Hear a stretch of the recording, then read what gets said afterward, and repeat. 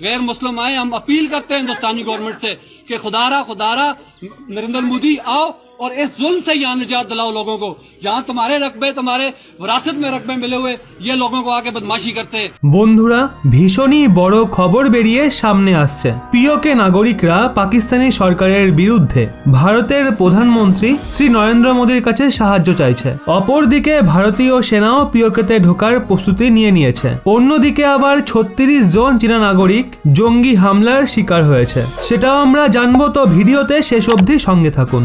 বন্ধুরা, যেমনটা আপনারা জানেনই, পাকিস্তান এবং ভারতের মাঝে বর্ডারে ঝামেলা কিভাবে বেড়েই যাচ্ছে। কখনো পাকিস্তান ভারতের বিরুদ্ধে ষড়যন্ত্র করে, তো কখনো আবার তাদের জঙ্গিরা বর্ডারে অনুপ্রবেশ করার চেষ্টা করে।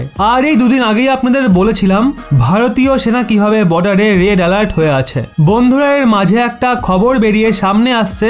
পাকিস্তানের অমুসলিম নাগরিক, যাদের মধ্যে হিন্দু এবং শিখ শামিল রয়েছে, আমাদের প্রধানমন্ত্রী নরেন্দ্র মোদীর কাছে ওনারা সাহায্যের আবেদন করেছে। ওনাদের ঘরকে পাকিস্তানি সরকার দখল করে নিয়েছে, যেই কারণে তারা রাস্তায় নেমেছে। এর ওপর একটা ভিডিও বেরিয়েছিল যেখানে পাকিস্তানি নাগরিক খোলামেলা নিজের ভাবনাকে সোশ্যাল মিডিয়ার মাধ্যমে শেয়ার করছিল। তো চলুন আমরা সেই ভিডিওটাও দেখে নিই। कमिश्नर मुजफ्फराबाद, कुछ भी हुआ, ये बच्चे मेरे बैठे हुए हैं, ठीक है। मैं खुद फौजी करने जा रहा हूँ। कमिश्नर मुजफ्फराबाद, तहसीलदार मुजफ्फराबाद जिम्मेदार है, या मैं फिल फौर हमारा घर खोलें और रिकॉर्ड की दुरुस्ती करें। अदरवाइज हमें हिंदुस्तान इंडिया से मदद करते हैं। हम मोदी से मदद तलब कर रहे हैं कि आओ और इनको सीधा करो। ये रकबे तुम्हारे हैं मोदी, ये सिखों के, गैर मुस्लिमों के रकबे हैं, किसी के बाप के नहीं है, किसी की माँ को जहेज में नहीं मिले हुए, ठीक है। ना पुलिस के, ना किसी और के, गैर मुस्लिमों के रकबे, गैर मुस्लिम आए। हम अपील करते हैं हिंदुस्तानी गवर्नमेंट से कि खुदारा नरेंद्र मोदी आओ और इस जुल्म से यहाँ निजात दिलाओ लोगों को। जहाँ तुम्हारे रकबे, तुम्हारे विरासत में रकबे मिले हुए, ये लोगों को आके बदमाशी करते हैं, ठीक है।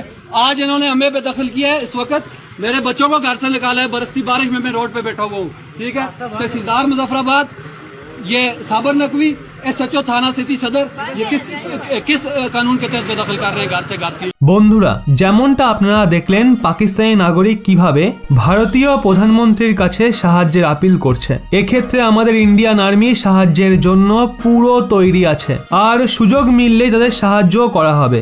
বন্ধুরা, অন্যদিকে পাকিস্তানি সরকার ৩৬ জন চীনা নাগরিকের মৃত্যুর জরিমানা দেবে, কারণ হাইড্রো ইলেকট্রিক প্রজেক্টের জন্য আসা চীনের একটা বাসে পাকিস্তানি জঙ্গিরা হামলা করেছিল।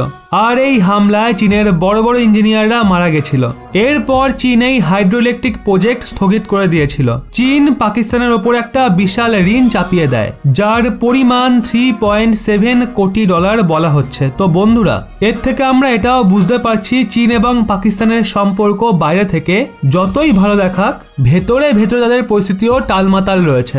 বন্ধুরা, আজকের মতো এতটাই। পাকিস্তান এটা কিছুতেই বোঝে না যে সবকিছু জোর জুলুম করে পাওয়া যায় না, আর পেলেও সেটা ক্ষণস্থায়ী হয়, কারণ সেখানে বিদ্রোহ একদিন হবেই, আর সেই বিদ্রোহের আগুনে দগ্ধ হতেই হবে। কিন্তু সেখানে ভারত ভালোবাসা এবং মানবিকতার মাধ্যমে গোটা দুনিয়াকে জয় করে নেয়। আপনাদের কি মনে হয় পিওকের মানুষরা কাকে বেশি চায়, ভারতকে নাকি পাকিস্তানকে? ওখানকার নাগরিকদের সাহায্য করার জন্য কি ভারতীয় সেনাদের এখনই ঝাঁপিয়ে পড়া উচিত? কমেন্টে অবশ্যই জানান।